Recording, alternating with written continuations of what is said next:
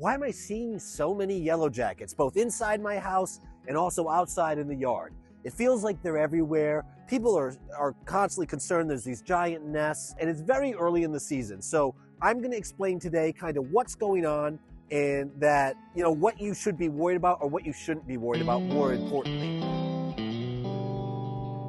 Everybody's worried, like I said, that they're going to have these large nests, but actually this time of year, it's super unlikely that you're going to have any significant nests whatsoever. So let's talk about that. Let's talk about yellow jackets, specifically in the 3 states I operate in. So we operate Rhode Island, Massachusetts, and Connecticut. When you live in those 3 states, you'll know that you have very harsh winters. That's going to play a role in everything I say from here. When we're dealing with yellow jackets, I guess let's start with, yellow jackets, what they do in the winter, because that's what's really important here, and that will explain more about what's happening in the spring. There's this common misconception, like I said, that the yellow jackets survive the winter and you have this big nest in your attic or in your house, and that, the spring comes and you start seeing some yellow jackets in the house and you start freaking out. You're like, oh, there's a huge nest in my walls. No, the actual truth of the matter is that the vast majority of the yellow jackets in the nests die. All right, so when the summer comes to an end, and as the fall comes to an end and we enter into the winter, the yellow jacket nest gets abandoned, the workers die, the old queens die.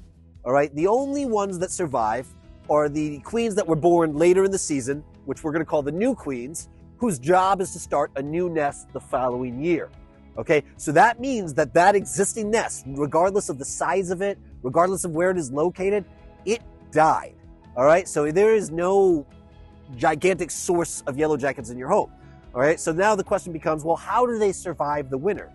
And then what happens with those new queens? Well, what happens is those new queens are going to look for locations where they can hide, okay, and basically hibernate for the winter. And they're going to look for areas sometimes that even include inside of your home. They're going to be tight little, areas. Often they get into attics, they get in along soffit vents, they get into dormers. Sometimes they get into window frames, they get into door frames, anything where on the outside where there might be a small opening where they can get inside. They can get inside of a tree. They can find various locations where they can stay warm enough or stay secluded enough where they can survive the winter. So when the spring comes, those new queens can come out, and what they're going to do is they're going to start a new nest. So that brings us to the spring.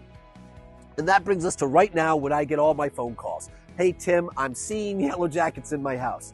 Well, what you have happening is those new queens that overwintered, okay, they're starting to come out now because it is that time of year where they're going to start to establish a nest. So for my customers who see them on the inside of the house, what's happening is those yellow jackets, those new queens, were dormant somewhere in your home, whether, like I said, whether it was up in the attic space, a dormer, a window frame, somewhere secluded in a wall void or a void space where they were able to survive.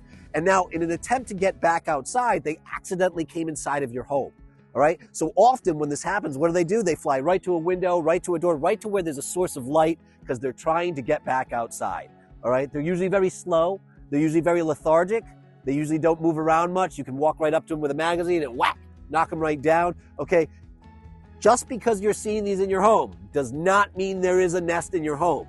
It is those new queens who have established a safe place for the winter, and now they're coming out and they're trying to get back outside. So yes, you might see a handful of them. You might even see, I've seen in certain cases up to 10 to 20 of them.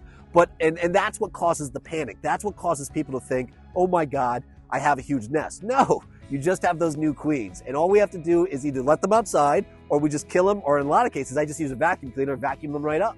Okay, and that's gonna solve your problem.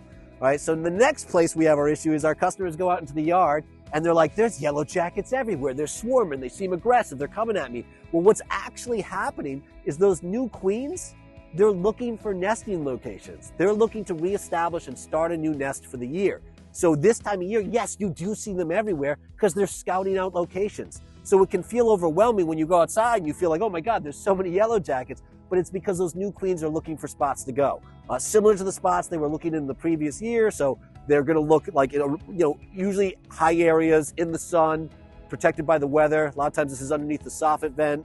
Sometimes yellow jackets can also nest in the ground. So if there's abandoned rodent burrows, that's why sometimes when we get those ground nests where the bees are coming out, the yellow jackets are coming in and out of the ground, what we'll have is it was an old rodent burrow and they went down there and they built a nest. So they are going to be in all these areas. That's why they're kind of scouting all these different locations. So yes, you're seeing a tremendous amount of yellow jackets, but no, there is not a large nest yet. It is too early in the season.